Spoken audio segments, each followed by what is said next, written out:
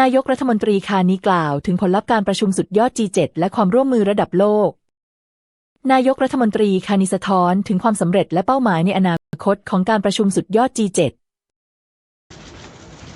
Okay. Good evening, everyone. Thank you all for waiting around. I know, look, we got a hockey game to go watch. Partout l'équipe canadienne, l'équipe des Oilers. Thank you all for being here, and thank you for your coverage. Thanks for you at home. As I said, I guess yesterday morning, reminded that it was 50 years ago that the G7 or the advanced nations, leading advanced nations that became the G7, got together amidst economic upheaval, stagflation, conflict in the Middle East. Sounds familiar.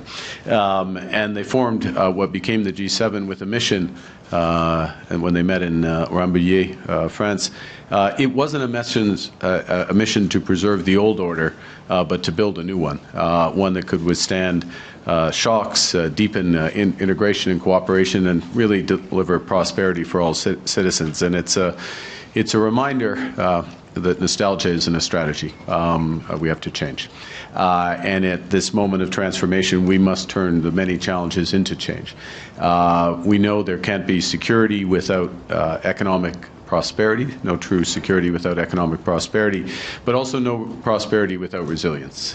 We're in a world where shocks are flowing across borders, whether it's through climate change, whether it's through conflict, and we know that resilience is built through a combination of tough choices at home and smart cooperation with like-minded countries abroad.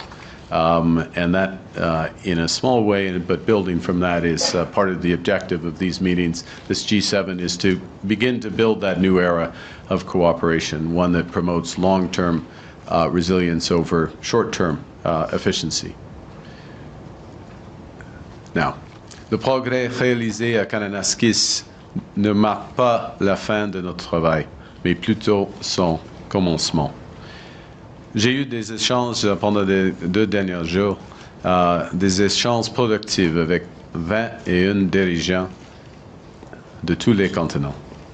Over the past few days, Canada has worked with our G7 partners to determine where we can cooperate, build resilience and lasting prosperity. And that's the approach that Canada is taking as we negotiate a new economic and security partnership with the United States. And as I've stressed repeatedly, we will take all the time necessary to do that, but no more. And yesterday, President Trump and I agreed to continue to pursue those negotiations, intensify them towards a deal within the coming 30 days.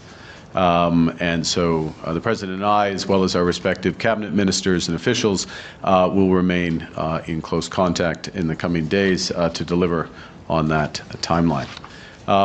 Over the past days, also met with global leaders who will help determine what is success in the new global system that will emerge over time. And underpinning each of those discussions was, I stress, Canada's readiness to work to create new international partnerships to promote a world that's more secure, prosperous, just, and free. We're looking to deepen alliances with stable democracies who share our interests, our values, our principles, and who look to lead. We look to lead with many of the resources, including human resources and human capital, that the world wants and the values to which so many aspire. And it's those values of freedom, of democracy, and of justice that are behind Canada's unwavering support for a secure, a free and sovereign Ukraine.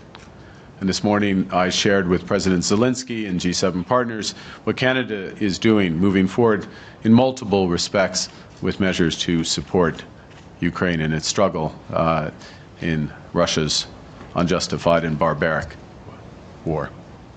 With our international partners, we're launching a major new package of sanctions on individuals, on companies, on vessels, the Shadow Fleet, to exert maximum pressure on Russia.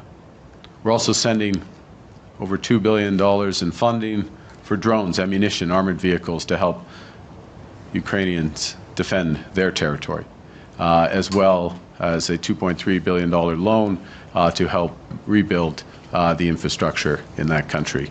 And I take a moment to reiterate our condolences given the barbarism witnessed overnight in Kyiv caused by Russia. G7 leaders also reiterated our commitment to the pursuit of peace and stability in the Middle East. Made clear that Iran is the principal source of regional instability and terror. And we've been consistently clear that Iran can never have a nuclear weapon.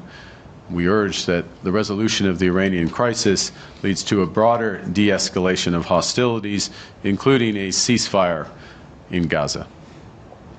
Tout au long de ce sommet, nous avons également rassemblé des pays autour des défis et des opportunités les plus urgents de notre époque. Ce sont des domaines qui exigent une coopération internationale et dans lesquels le Canada est bien placé pour jouer un rôle de chef de file. I'm pleased to share that G7 nations in the past 2 days agreed to move forward in cooperation on several key priorities. We're going to work with our partners in the G7 and beyond, a number of the countries who are here today, to develop critical metals and minerals in order to build independence from non-market economies. And to that end, we will create a critical minerals production alliance, a G7-led strategic initiative to stockpile and develop critical minerals needed for defense and technology, including a range from germanium, gallium, graphite, rare earths.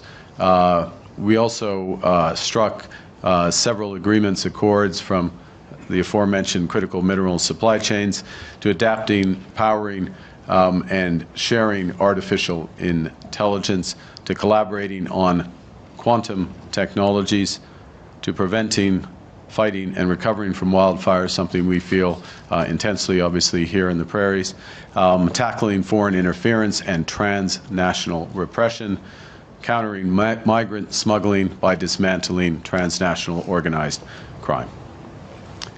Next week, we will shift from addressing threats to economic security to addressing threats and addressing issues with respect to global defense and security at the NATO summit and at the Canada-EU summit. We recognize that our leadership will be defined not just by the strength of our values, but the value of our strength. And with that, why don't I take the opportunity to, again, thank you all and open it up for questions. Merci beaucoup.